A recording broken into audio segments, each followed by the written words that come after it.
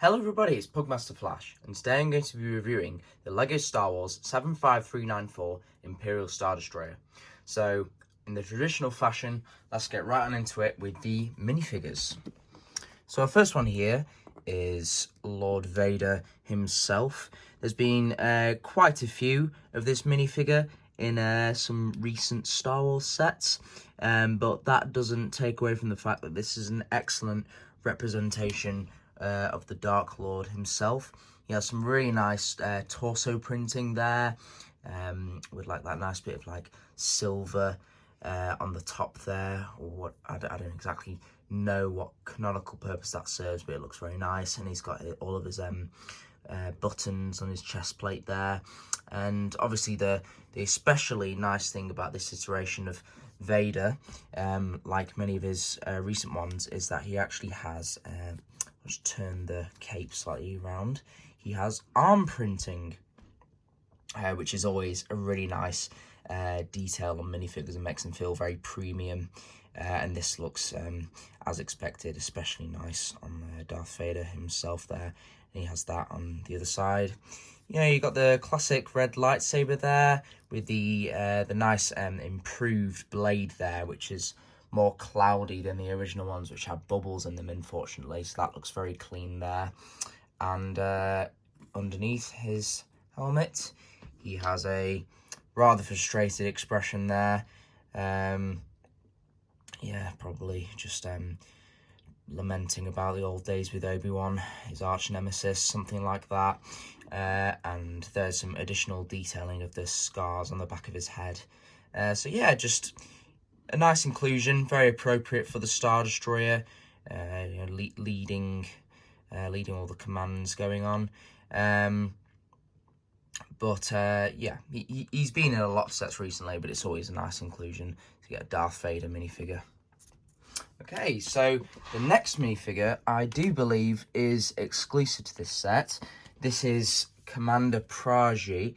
I believe he had a fairly minor role in A New Hope, but he is certainly significant enough to be a named character. You can see he's got his insignia there. It's like 4 blue ones and 2 reds, whatever that means in the Star Wars code. I'm a nerd about Star Wars, but not that much of a nerd. So if anybody would like to drop in the comments what insignia rank that actually means. Unfortunately, no leg printing, but to be perfectly honest, I don't really think this minifigure warrants that. It's got some, you know, some more silver detailing. Some of these code cylinders you can see on the side, they're only very small, but they're on the left and the right, far left and right of his torso. It's got a pretty boring facial expression, I'll be perfectly honest. Maybe could have improved there with an actual personalised one, but you know, the state of Lego nowadays, only the best is good enough. You've got some creases on the back there, but yeah, you know, it's an okay minifigure. I can't really get too excited about like these Imperial officers, to be brutally honest. But yeah, there you go. And then another one, very much in the same vein here. It's another Imperial officer, obviously significantly lower in rank. I know exactly where he would be stationed in the Star Destroyer. I'll show you in a bit. But yeah, there'll be plenty of these stationed in the Star Destroyer. He's got the exact same black cap there as seen with Commander Praji, with that little silver insignia there. Got a little microphone, which is a nice detail. I think that face print has been used for quite a while now, but it's still a good one. And yeah, just a, you know, light grey fit. Nothing too special about him, to be perfectly honest. And then some more detailing on the back, as you can see there. Yeah, not particularly exciting minifigure. And to be perfectly honest, the majority of the figures in this Star Destroyer aren't very exciting, which has been a bit of a criticism of this set. But in my opinion, there's no real getting around that, because there's only so many minifigures which you can put into a Star Destroyer which would be appropriate given the context. So moving on, we have a standard Stormtrooper. It's got some very, very nice refined detailing on his torso there. I'll just take off the helmet so you can properly see. Yeah, so it's got some nice detailing underneath. And on the other side, yeah, just some more armor detailing. It's very nice. Very plain and simple, but that's all a Stormtrooper really needs to be perfectly honest. And then you've also got the controversy surrounding the Family Guy Stormtrooper helmet, which many people cite it to be. But to be perfectly honest, I really don't have much criticism with it. Yeah, sure, it doesn't, you can't actually turn the helmet around, as you can see. And you can give the impression of it kind of by, moving the minifigure. But that was a benefit of the old one. But to be perfectly honest, I think it looks more accurate because the Stormtrooper helmets were always quite bulky in the original trilogy, especially. So I don't have too many qualms with it. Even though the Rogue One is still my favourite.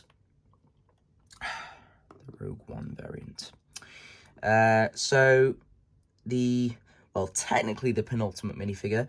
This is a Death Star technician, I believe. Yeah, pretty much the same story as most of the other minifigures in this set. Some pretty standard detailing, little silver buckle. And yeah, and if you swivel him around, it's got some more detailing in the back. I mean, it's quite hard to see because it's on a black torso, but it's just a few more creases. He's got a sniper rifle here, which is quite a interesting weapon of choice for a technician. Don't know when he's going to need a sniper, but there you go. And he's got this pretty cool black helmet. Pretty sure that's been around since around, no idea, like 2008 or something like that. When the original Death Star was released, maybe even earlier. But yeah, just a pretty standard minifigure yet again. And the final standard minifigure included in this set is a Death Star gunner. We'll get them up right here. So here is Death Star gunner. I believe it's actually a she underneath. Yeah, it is. So yeah, there you go. You can see her underneath. She's very similar detailing. Thankfully, this one's got leg printing, which is always a bonus. But as I said earlier, it's not the most necessary, to be perfectly honest, with a minifigure like this. On the back, just some more creasing details. She's armed with a single blaster pistol, but the coolest part about this minifigure is definitely the helmet. It's a helmet that's been around for quite a while, but I believe they've updated it. I'm not quite sure, but it's got some like little blue and red buttons here on the side, which is pretty cool. And then obviously the Imperial insignia on there, and a pretty cool helmet in general. I mean, not the most desirable of Imperial minifigures, but it is a fairly cool one. So there you go. And the final minifigure is actually the 25th anniversary inclusion in this set, and that is Cal Kestis. Now, this is a minifigure probably quite a few of my viewers may not be familiar with, but he is the main character from a video game called Jedi Fallen Order. It's quite popular, actually, and Cal Kestis is now dead, unfortunately. There we go, I'll put him back on there. It's a bit awkward because he actually comes with this special 25th anniversary base plate. I'll just take off the minifigure, as you can see here. And it has, R2-D2 on there. And this comes with all the other 25th anniversary minifigures. But yeah, it's just a nice little inclusion. But this actually holds the Cal Kestis minifigure, and I'll quickly show him now. Now, I don't know much about this character, to be perfectly honest, because I haven't played any of the games. So, I'm not particularly attached to this character. But as a Jedi minifigure goes, he's pretty good, actually. He's got a fair amount of detailing. I really like that expression he's got going on there. He's got a very appropriate hairpiece from what I've seen from the reference images. He's got a lot of straps on his torso there. A lot of nice detailing. I don't exactly know what exactly this outfit he's rocking is, but one thing that I know a lot of people have criticised this minifigure for is the lack of his poncho, because he routinely wears that throughout the Jedi, I think the first Jedi Fallen Order video game anyway, which would have been nice, especially since the Qui-Gon Jinn minifigure also wore a poncho which was released in the same year, but hey ho. And also the fact he doesn't come with the little BD-1 droid that he's accompanied by, which is a bit of a shame, but there you go. But, you know, the minifigure's still a very nice inclusion, and certainly the best one of the set, being exclusive and all that. I expect this one will probably go up quite significantly in value. I mean, obviously, I know a lot of people, the main motive for buying this Star Destroyer set is actually to get this Cal Kestis minifigure here. But for me, definitely not. Because, you know, I'm not too attached to it. The main reason I bought this set is for this absolutely spectacular Star Destroyer build, which I will now get onto. So I'll just remove these minifigures here. So as you can see, this is well, it's now one of the largest Star Wars sets in my collection. You know, I'm not a UCS collector, like many of the big adult fans of Legos are. So yeah, there isn't much competition. I mean, I do have the 2015 Millennium Falcon, and I'll be doing a review soon of the 2019 Tantive 4, which is my largest Lego Star Wars set. But yeah, this is definitely one of the biggest now. And what really surprised me about this set mainly was how heavy and dense it is actually, but also how you know, obviously it's very compact. But when you like shake it around, with some Lego sets, it's quite easy for the pieces to, you know, fall off and to break apart a bit. But with this set, I mean, there's only so much I can show on camera, but you can really shake this thing around, and as you can see, nothing is coming off. So that is quite impressive. Yeah, it's really well engineered and built model. And as you can see, it looks well, it's very intimidating being a Star Destroyer, all that. But I think they've gotten, with this model anyway, the proportions are spectacular. I mean, they released a minifigure scale Star Destroyer about 10 years ago, the 2014 play scale Star Destroyer, and that was also a very good set, and actually slightly bigger than this one. But I think the amount of detailing and the proportions on this one, in spite of it being slightly smaller than the 2014 one, this does really knock it out of the park for me. I do think it's better than the one from 10 years ago, which would naturally make sense, since, you know, 10 years of progressing in building techniques. But anyway, I'll quit yapping about the Lego Star Wars history and just show you a deeper look into this. So what I'm going to do, I'm going to take off this section here.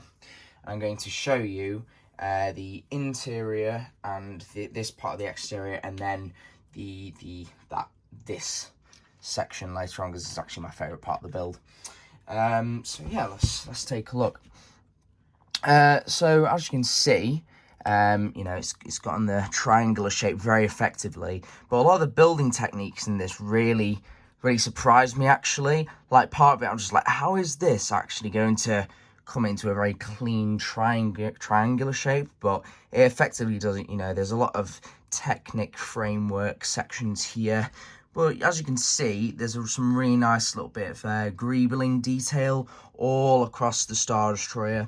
You know, there's a lot of studs showing, but that's part of the charm of Lego, let's be perfectly honest.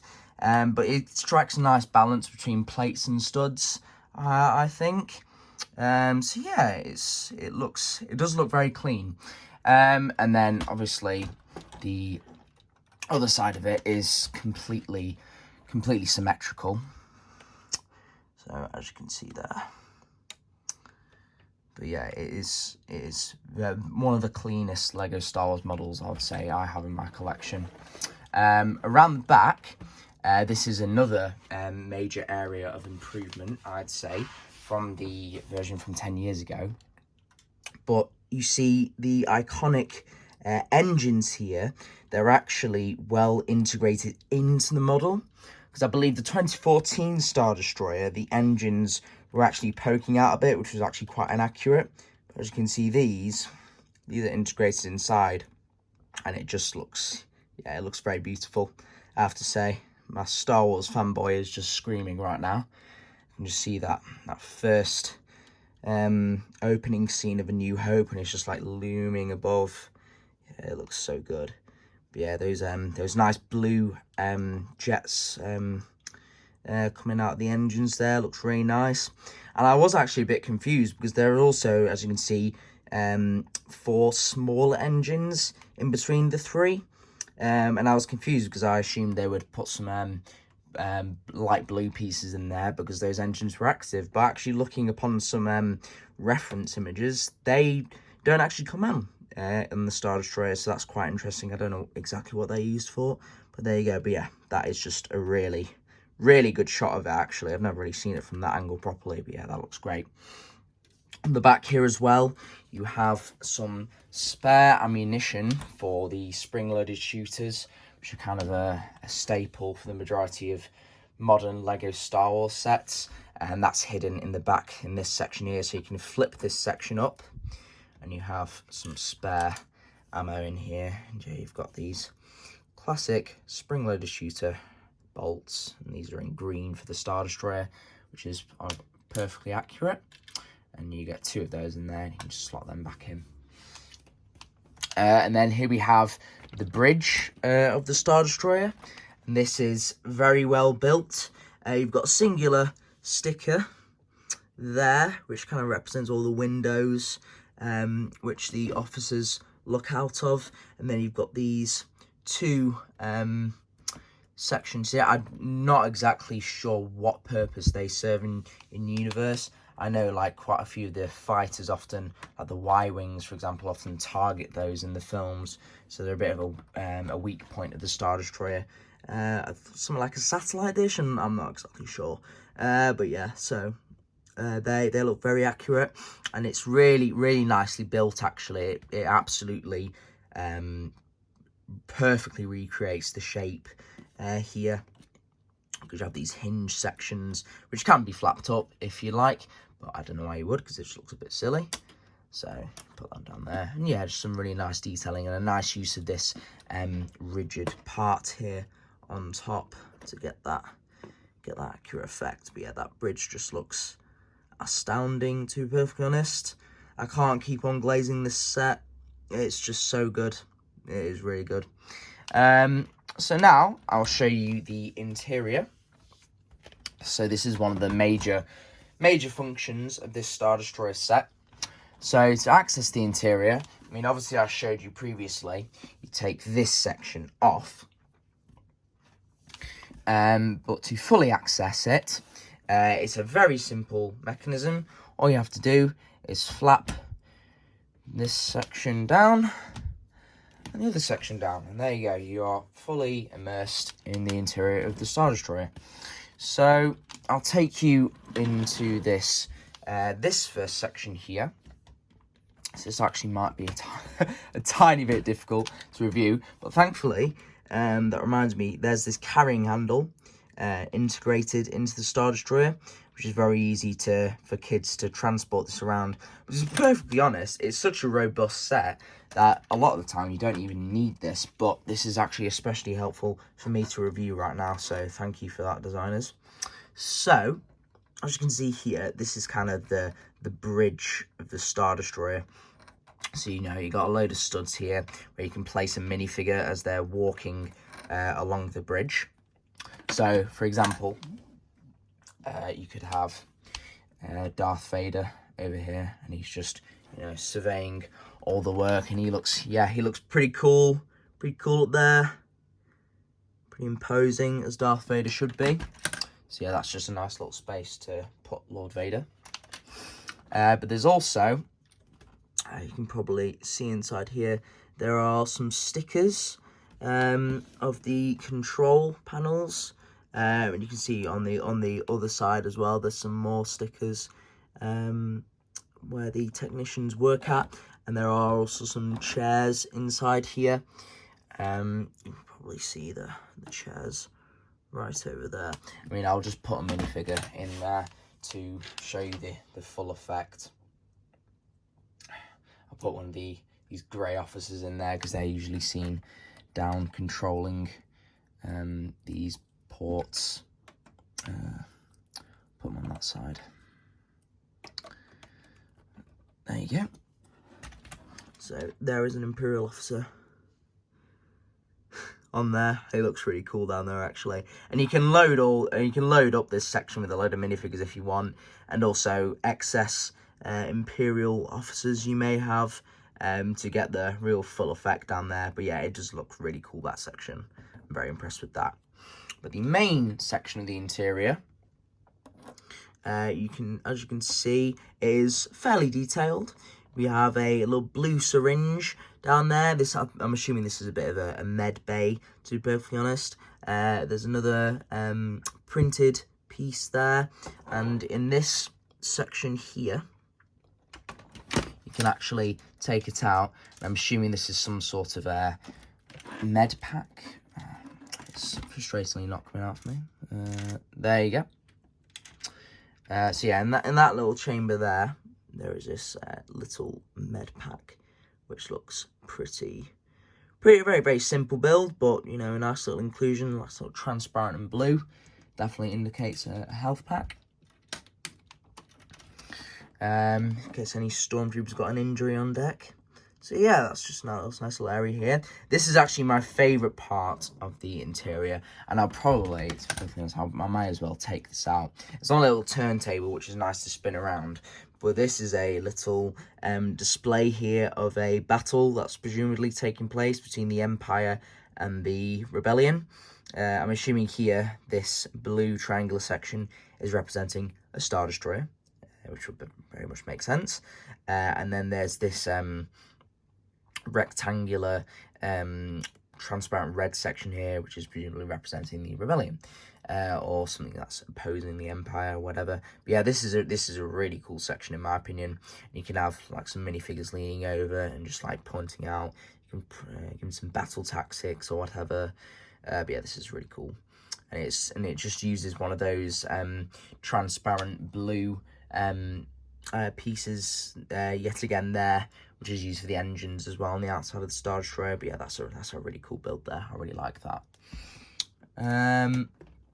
Going round, this is probably a bit more difficult to see from this camera angle, but there are some. Wait, can you take these out? You can. I'm a genius. So there's these panel sections here. Bit difficult to see because they're stickered, but there you go. But yeah, so the stickers. So this is the only fairly difficult part of the Lego Star Destroyer, is applying these transparent stickers on transparent pieces.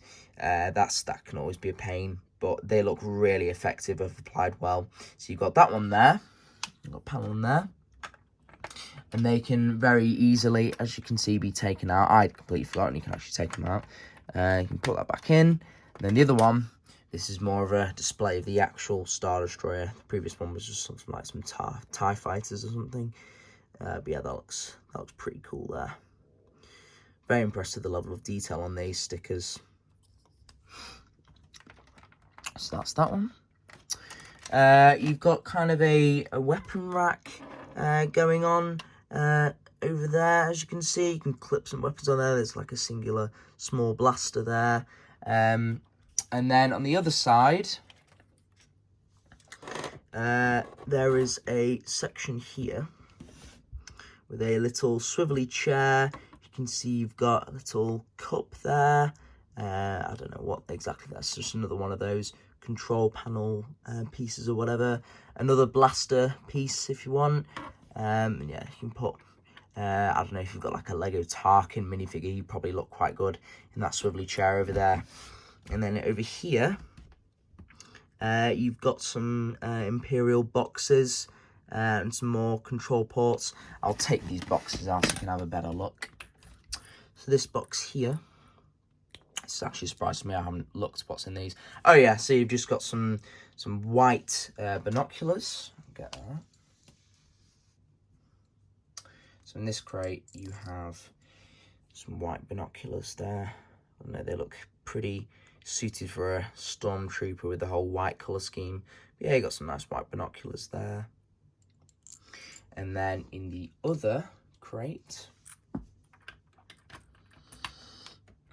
I don't actually know what this one's got in it either. Oh yeah, so this is another crate, but this is actually really nice because it's got some Arabesh on the side, which is the Star Wars language, I believe. And it's got the Imperial logo on the other side. Oh yeah, this has got some thermal detonators in it. Good old thermal detonators, you can't go wrong with those. So yeah, so that is the interior of this Star Destroyer. But now, final thing I'll show you, I'll just close this up. Yeah, very easily closes back up, as you can see.